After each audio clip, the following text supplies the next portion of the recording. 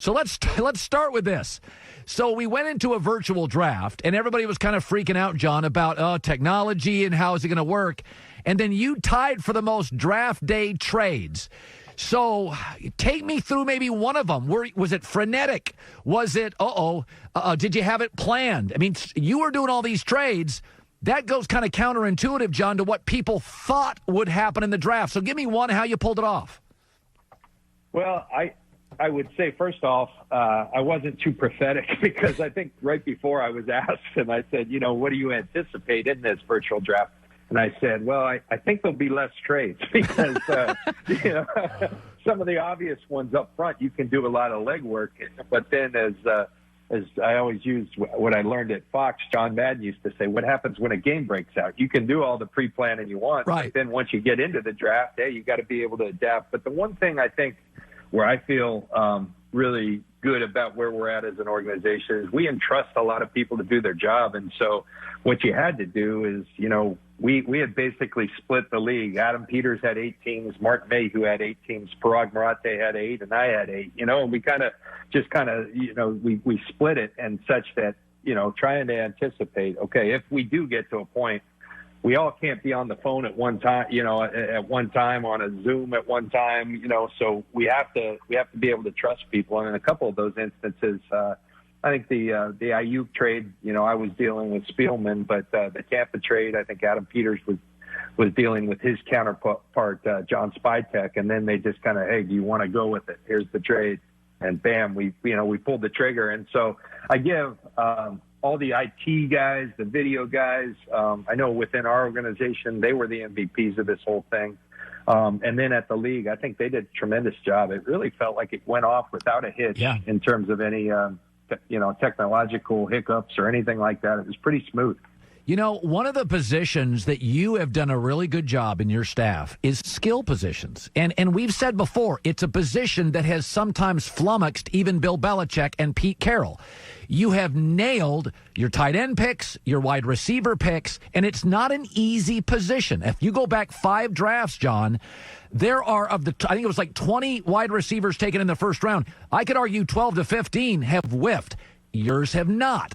So you go up and you trade up 6 spots to get Arizona State's Brandon Aiyuk. I watched him. I'm a Pac-12 guy. What did you see in Kyle C that attracted you to move up in a wide receiver heavy draft? This kid, what turned you on here? What'd you see? Well, Brandon was a kid that, really I started seeing, and we started seeing, our scouts were on it long before, but a JC transfer, but we started noticing him when we were studying in Keel Harry. And Keel's a player that we had great interest in last year. He's now with the Patriots. Yeah. And as we were studying him, we kept saying, who's this dude? This guy's pretty good. Yeah. He kept showing up in spurts. And, Herm Edwards is the godfather to my daughter. I'm the godfather to his son. He's one of my closest friends in the world. And as this process started and this year started transpiring, started asking questions about him, our scouts continued to say, this kid, don't let the production or lack thereof. He's a JC kid. They had in Keel last year. Don't let that fool you. Let's keep on being on this guy. And so we watched him throughout the year, and he's a guy that just the more you watch, the more you like. I think we were probably helped by at the 40. I don't believe he was healthy. He's since had that, core muscle surgery, but he ran 4.5, and our eyes sure didn't see a 4.5. Our eyes saw a guy that never got caught, and sure enough, when I talked to Herm said, don't believe that. He's a high 4.3 guy all day long.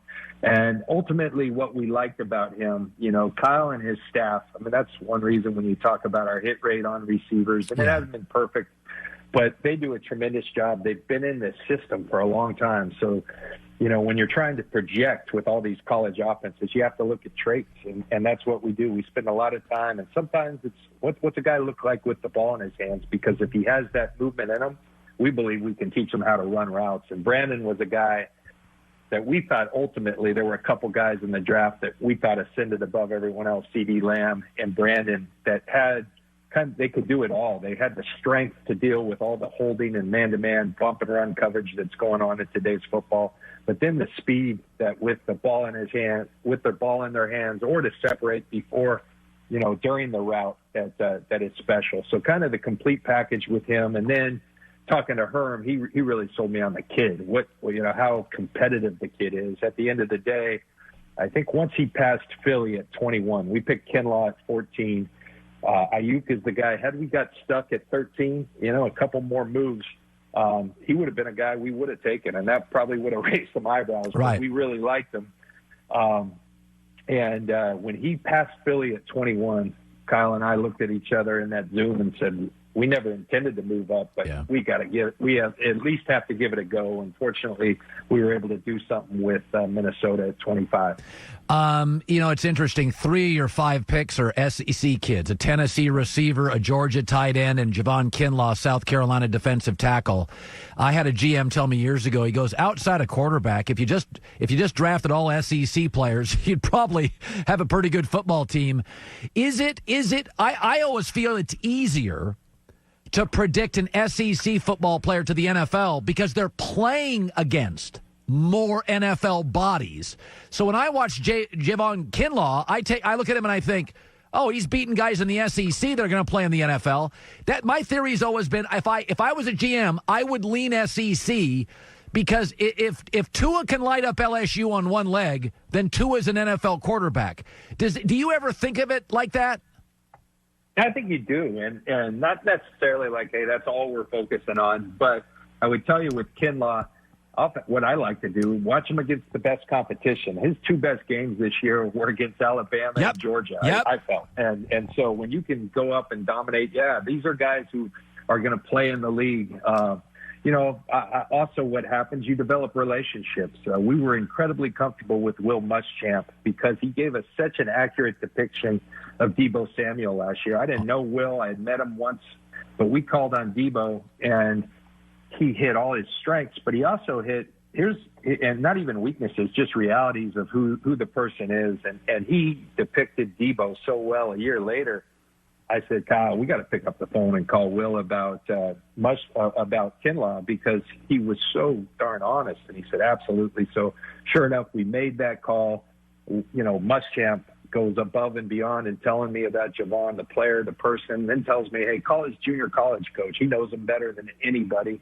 So I call this guy Steve Buckley at Jones Community College. And, I think you had to rely more on that kind of thing this year because we didn't have the 30 visits where we bring these guys in for 2 days and really get to know the person.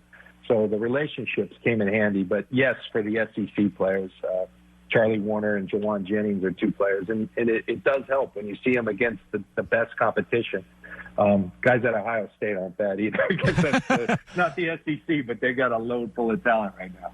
Trent Williams, he's obviously a very good player. What if I say to you as a devil's advocate, John, he didn't play last year. There's no OTAs this year. Is he the same guy? Do you worry at all about that? I think that's fair. I think we choose to look at it the other way. And Kyle's been around Trent a lot. I think at this stage in his career, maybe a year off might be the best thing for him. I think we're going to have really fresh legs. This is a guy who loves football, who stayed in great shape. Just is like social media. Do you use it in scouting? No. But one thing I did, he kept sending these videos, of him working out. And my goodness, he looked good. And so I know he still moves well. There is some challenge when you've been away from the game for a little, but Kyle has a ton of comfort with Trent because he's coached him, and he's a guy who has a great passion for the game. I guess you take a little bit of leap there, but we needed to do something when, Staley, who's been just a stalwart, a foundational player for this organization, both on and off the field, decided to retire. We respected that decision, but we're very fortunate that Trent Williams was there to be had, and they made us sweat. They waited until day 3. We certainly wanted that done before the draft, but Ron Rivera and I had good dialogue, and were able to pull it off on day 3 of the draft. Yeah, this whole, it's funny, John. You're like Steve Kerr. Like anything you choose to do, you're going to work at it. You're going to be successful. You put in the time.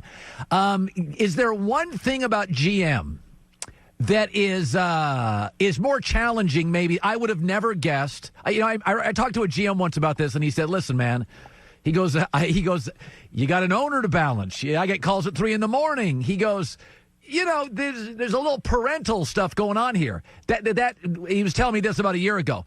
Is there something about the GM, having been a player, having been a broadcaster, that has been either cooler than you thought or tougher than you thought?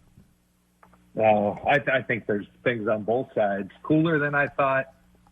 It's really fun. I didn't realize how much I like building things and looking at the entire picture. I've always kind of had a natural inclination to lead, an ability to bring people together.